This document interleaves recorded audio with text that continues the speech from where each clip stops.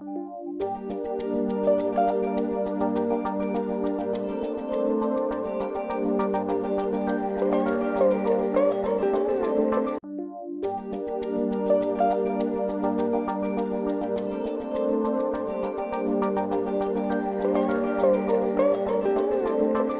this was a very interesting week for something to talk about.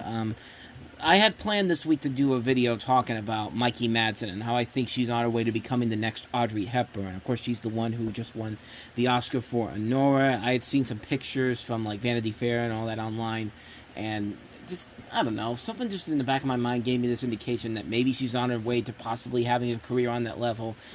But I decided I would hold off on doing something like that until she's gotten a little bit more work out there. I mean, she just won the Oscar not but 3 months ago, so maybe it's a little too early to do that topic right now. So I'll save that for another time here. So I was trying to scramble, figuring out which one of the other topics I have planned for the next couple of months I wanted to do right now. So I figured, you know what, do the one that I was going to do the next week now. And that is, as the title says, my 5 favorite actors and actresses in movies. Something that I don't really talk about all that much. I know I talk about one star in particular a lot. I consider him the greatest actor of all time that we have, greatest actor we have right now. And I think you know what that is if you've watched my stuff long enough to know who that is. So I'll save that for when we get to that part. But this was actually a much tougher list to put together, especially since I had to condense it down to 5 each. I have 5 actors and 5 actresses I wanted to put on this list, so it's really hard to choose from a lot of really good people in here. Especially, you know, there's a lot of names on here that I could have put on here, but it's really hard to come down to simply just 5 actors. Who are the 5 actors that I've seen in so many movies and shows where anytime they're in there, they're just, I always get excited to see them in something, no matter what it is. And yeah.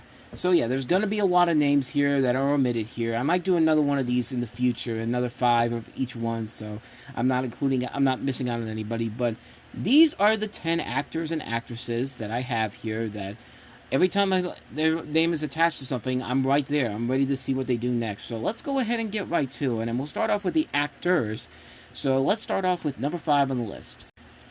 Number 5, it's going to be a little bit of a controversial one, but you know, it's the thing I always say, though. You got to separate the artist from the art from the artist, and definitely something you can say about Kevin Spacey, because yeah, in real life he's a very scummy person who did something very, very terrible. But no matter what, I mean, despite that, the guy is one of the great actors we've had out there. I mean, the guy is an acting legend. I mean, the guy has done so many great roles in his career where, you know, he's made these great movies. He shows that he knows the art of acting, the craft of acting. I mean, he was the guy that ran the Old Vic Theater for the longest time. There's videos online of him, you know, going through his life. There's a great Angry Alien short with him, with the people behind the 30-Second Bunnies video, where he's talking about a summary of his life and how he basically became the person he was at that point. I mean, the guy has proven it with many of the works he's been in. Glengarry Glen Ross, you know, Seven, A Time to Kill, L.A. Confidential, Superman Returns, 21, Horrible Bosses. I mean, his Oscar-winning roles in The Usual Suspects and American Beauty. I mean, the guy has proven time and time again that he is an incredible, incredible actor. Horrible person in real life, but anytime you see him in a movie, man, like, he gives it his all. I mean, the guy has the chops. So, yeah, that's why he's at the bottom of the list here. Like I said, probably going to be the most controversial name on this list here because of the things that he's done behind the camera. But as an actor as a whole, he's still a really damn good actor. And I like going back and watching this stuff over again. Like, the guy's one of my favorite actors out there. Number 5 on the list.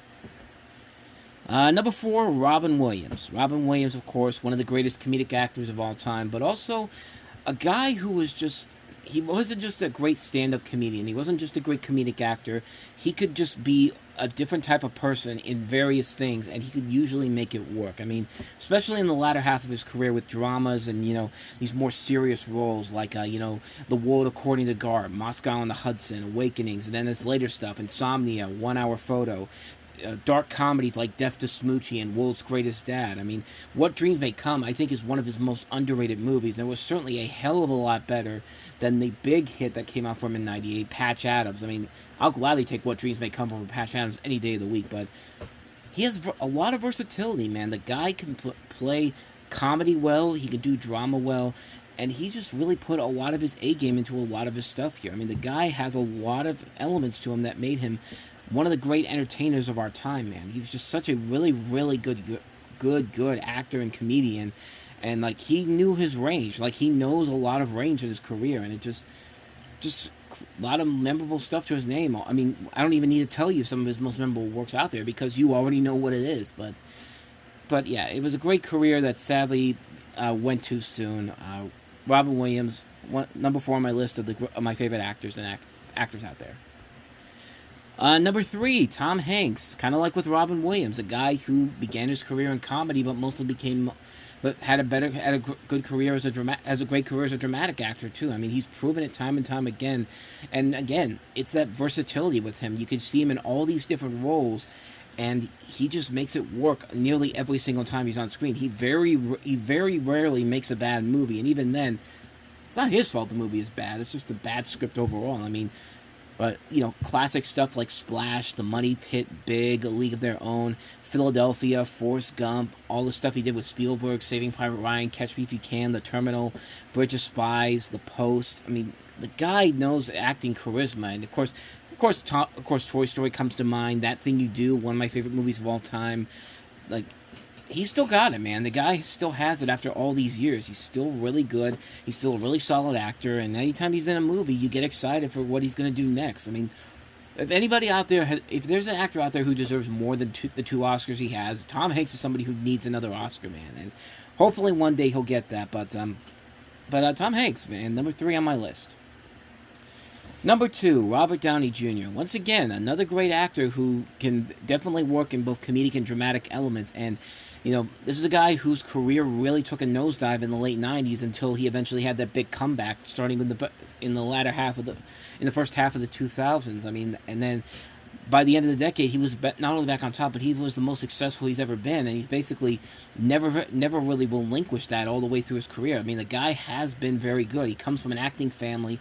You know, he was great right from the get-go, and stuff like, Less Than Zero and Chaplin. Chaplin was, I think, a very underrated movie that he's been in. Kiss Kiss Bang Bang, The Singing Detective, Zodiac, but then, Tropic Thunder, Iron Man, all these, Sherlock Holmes, all these movies where he gets to show that he is still a really good actor, and he's more than proven that he's back in form again. And I mean, just anytime he's in a new movie, you get excited for him, no matter what it is. That's why I'm kind of anxious to see what he does with Doctor Doom with Avengers Endgame. I know it's not a popular decision. Even I was looking at it when they made the announcement that he was going to be that. It's just like, really? Him? Tony Stark? But then again, it's Robert Downey Jr. It seemed like when that happened, everyone forgot that this is the same guy that just won an Oscar a few months ago for his great work in Oppenheimer, and he's a great dramatic actor too. And it's just like, you know what? Let's see what he can do with it. Let's see if he can make this work. So yeah, I'm optimistic to see what he does with that. But yeah, anytime Robert Downey Jr. is in anything, it's always something I got to see immediately. So yeah, Robert Downey Jr. number 2 on the list, and my favorite actor of all time really should not come as a surprise to anybody. Yeah. Denzel Washington. I mean, I've talked about it long enough. Denzel Washington, I think, is the greatest actor we have right now. The range he has as an actor, again, somebody who started mostly in not really comedic stuff, but St. Elsewhere was kind of a dramedy sort of, mostly a drama, but again, this is a guy that has proven time and time again of his legendary career status. I mean, the guy has made so many great performances. And, movies that he very rarely misses in terms of movies that he makes. I mean, this is the guy that, he's great in stuff like Glory, Training Day, Malcolm X, Cry Freedom. I mean, the Equalizer films, of course, Man on Fire, The Pelican Brief, the list goes on and on. Another Philadelphia, of course. But, like I said, this guy very rarely misses. And even when he misses, it ain't usually his fault. It's usually because the script overall is not that good. And there's definitely a lot of movies where the script doesn't work for him, but he's the one that still keeps it going because his name's attached to it, and he knows how important it is to have his name. He knows what needs to be done to get a good performance out of there. Even though he's, like I said, there's been some stuff where it's just kind of like, I don't know, like Roman J. Israel Esquire, and as a director, he's been okay for the most part, but not as great as his acting career. I mean, Journal for Jordan was okay, Great Debaters not so much. But Antoine Fisher was pretty good. But like I said, he's one of those guys that I consider the greatest actor we have right now. He's that good. And anytime he's in a new movie, I get excited for it. Even in something like Gladiator 2. I wasn't looking forward to that movie, but Denzel Washington probably was the best thing about that movie. So take that for what you will. But yeah, really not much of a surprise there on who my favorite actor is. But what about my favorite actress is?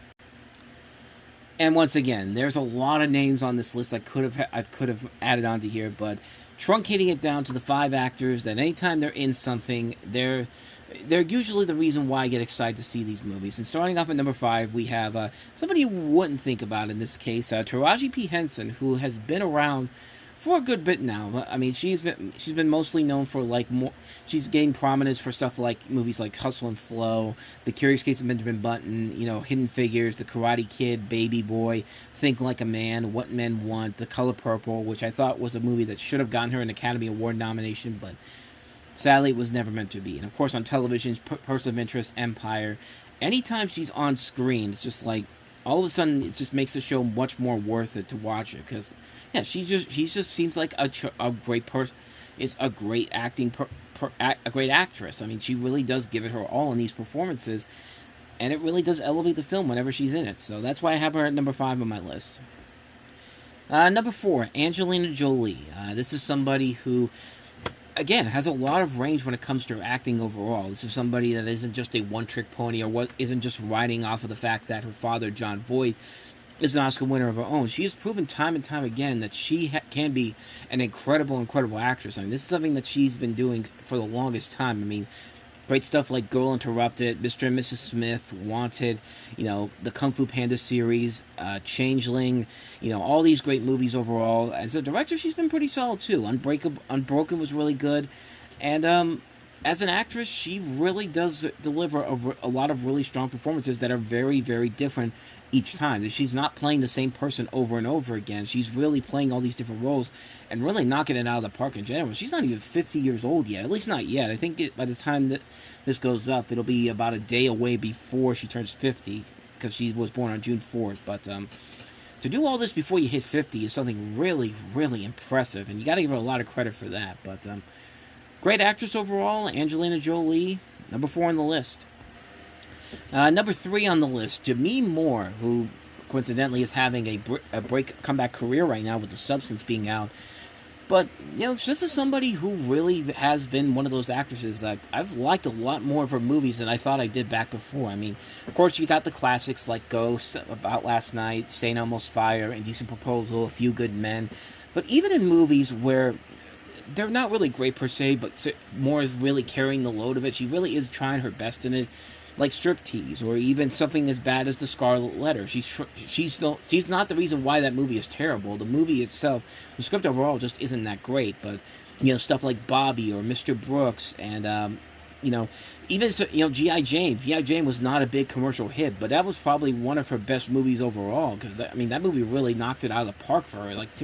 That was definitely something where it was something completely different from what she was doing before. But just the audiences just weren't coming out to see it. But I think nowadays people realize that Demi Moore still has a lot of acting chops to her, like, of course, with The Substance, but she's had it for a long, long time, even in movies that most people forget about, like the aforementioned G.I. Jane, but also stuff like, The Seventh Sign, or Mortal Thoughts. Mortal Thoughts is another one of those great underrated movies that nobody really ever talks about. Now and Then, Hunchback of Notre Dame, Beavis and Butthead Do America, all these really, really good underrated little gems of films that definitely deserve a lot more reappreciation to them. And hopefully with the success of The Substance, she'll be back to doing more stuff overall and getting kind of back on track, and not just doing like straight to DVD stuff anymore. But hopefully that happens. But anyway, Demi Moore, number 3 on the list.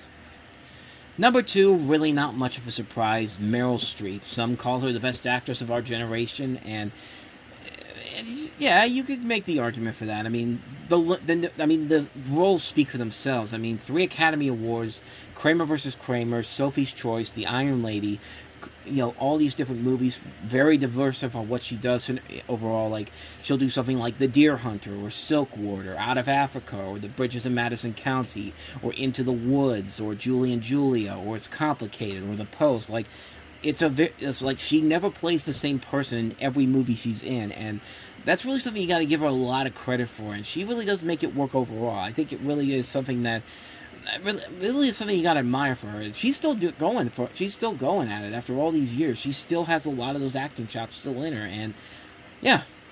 What more can you say? Meryl Streep, not really much of a surprise she's so high up on the list, but then who is number one on the list here? So, yeah, let's find out who number one is. Number one, my favorite actress, really just came down to Jennifer Lawrence. I mean, this is somebody who, right from the get-go, I really fell in love with her right from the get-go in terms of an actress. You saw her in stuff like the Bill Engvall Show on TBS, and then a couple years later, she went into Winter's Bone, which is the movie that pretty much everybody kind of started noticing her. Then she was Mystique in the X-Men film series, and then, of course, everyone remembers her for Katniss Everdeen in The Hunger Games, but the movie that really did it for me, that cemented her as probably my favorite actress, was Silver Linings Playbook, which is one of my favorite movies of all time. And of course, she won the Oscar for that. She won that Oscar at age 22. Like, she was still relatively young when that movie was coming out, so... And of course, after that, she starred in these great films like Joy. She had a great role in American Hustle, and she just came back recently in No Hard Feelings, which I thought was a really, really funny movie, a funny return to raunchy R-rated comedies. And I mean, I just love her, man. I love the fact that she's coming back in full swing, and I'm really excited to see what she does next, man. I mean, she did a lot of great movies back then that didn't get quite the reception that they should have, like Passengers and Mother and Red Sparrow. But I mean, she really is somebody who I've really liked ever since she came out of Hollywood. I mean, The Beaver is one of those great underrated movies that with her and Mel Gibson and directed by Jodie Foster. That's a great movie that sadly gets overlooked, but yeah, a lot of great movies from her. Really one of my favorite actress out there, Jennifer Lawrence, number one on the list. And like I said, this was a very tough list to put together, considering that it was 5 actors and actresses in particular. So, like I said, this is probably a list that's going to be something that's going to be continuing on later on down the road. I might do another list of more 5 of my favorite actors and actresses, but let me know down below who are your favorite actors and actresses. And if you want to see what I had to say last week about the Disney live-action remakes, I ranked them from the worst to the best. Check out that video in the corner. Check out some of the other videos I've done as well. And I will see you guys next time for another episode. So thanks for watching. I'll see you next time. Take care.